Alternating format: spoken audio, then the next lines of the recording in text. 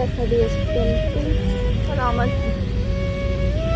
তোর কি, তোর গালটাই তো পিম্পলসের গাল, ভুল করে একটু স্কিন বেরিয়ে গেছে।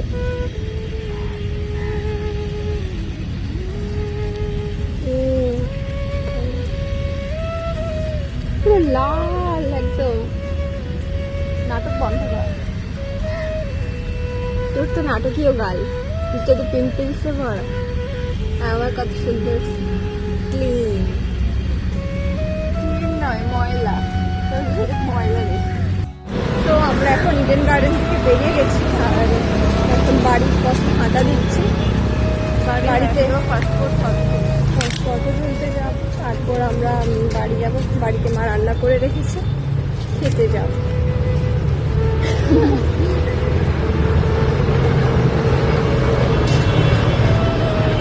অনেকদিন বাদেই আসা হলো ইডেন গার্ডেন। এই সাইডটা, হ্যাঁ এই সাইডটা।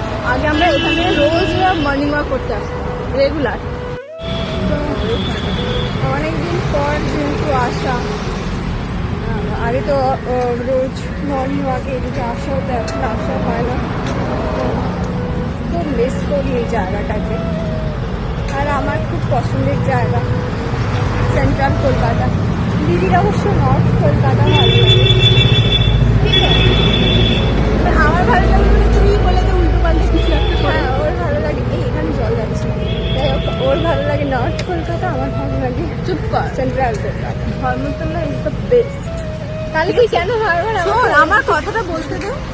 কলকাতার মধ্যে ধর্মতলা বেস্ট, সেটা সবাই জানে, ঠিক আছে? মানে জায়গা, অ্যাম্বিয়েন্স বা জিনিসপত্র দরকারি, গাড়ি সব কিছু। কিন্তু চুপ কর, কিন্তু এখানে প্রপার একটা থাকার জায়গা হবে, মানে আরে বাপ রে জায়গা কত জল। এই তো যায় বলতে দে। এখানে জায়গার যা দাম, বাড়ি ভাড়ার যা দাম বা ফ্ল্যাটের যা দাম, মানে সব মিলিয়ে কেউ যদি সেটা নিতে পারে চাকরি, তাহলে কিন্তু কেন বলছিস? কিন্তু এখানে যেহেতু লোকেরা অতটা অ্যাফোর্ড করতে পারে না, এর জন্য ফুটপাতিতেই ভরে গেছে। শোন বলছি তো, পুরোটা ফুটপাতিতেই বেশি থাকে। মানে হয় না বাইরের রাজ্য থেকে এসেছে, এখানে থাকা যায়। এবার তো ব্যাপারটা হচ্ছে ধর্মতলাতে এত মানে ফুটপাতে লোকেরা বেশি থাকে, নোংরা অপরিষ্কার, সেখানেই মানে বাথরুম করে, সেখানেই খায়। তো তার জন্য জায়গাটা অনেকটাই অস্বাস্থ্যকর হয়ে যাচ্ছে। মানে বাড়ি থেকে বেরোতে গেলেই নোংরা, বা বৃষ্টির সময় তো মানে খুবই খারাপ অবস্থা হয়, যে জলগুলো জমে থাকে ওর মধ্যে পা দিয়ে যাওয়াটা সব থেকে বড় চাপ। তো মানে জায়গাটা সুন্দর হলো, এখানে যারা এখন বেশি বসবাস করে, যেহেতু জায়গাটা অফিস পাড়া, তো সেক্ষেত্রে বাড়ি কম, তো ওই ফুটপাতের লোকেরাই বেশি থাকে। আর এত নোংরা পরিষ্কার করে রাখে, এরা কেন আসে দেশ থেকে জানি না। তাদের জন্য একটা ছেলে আসে, তার সাথে তার বউ, মা, বাচ্চা, কাকা সবাইকে নিয়ে এসে ফুটপাতে রেখে দেয়।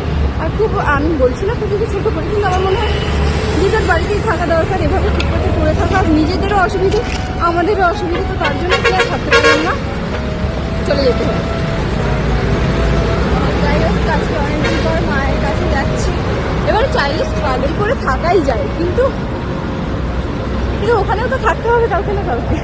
তবে এটাও ঠিক যে শ্যামবাজারে মানে ওখানেও কিন্তু মানে নর্থ কলকাতাতেও কিন্তু বস্তি, ফুটপাথ সব রয়েছে। সেখানেও রাস্তার নোংরা, মানে পা দিতে গেলে মনে হয় ভাই কি এটা। কিন্তু তুলনামূলক দেখতে গেলে ধর্মতলার যে অবস্থা, এটা বেশিরভাগ সবাই জানবে। কেন কি যারাই কলকাতায় আসে তারাই ধর্মতলাতেই ভোগে, তো সবারই চোখে নিশ্চয়ই পড়ে, সবাই জানে।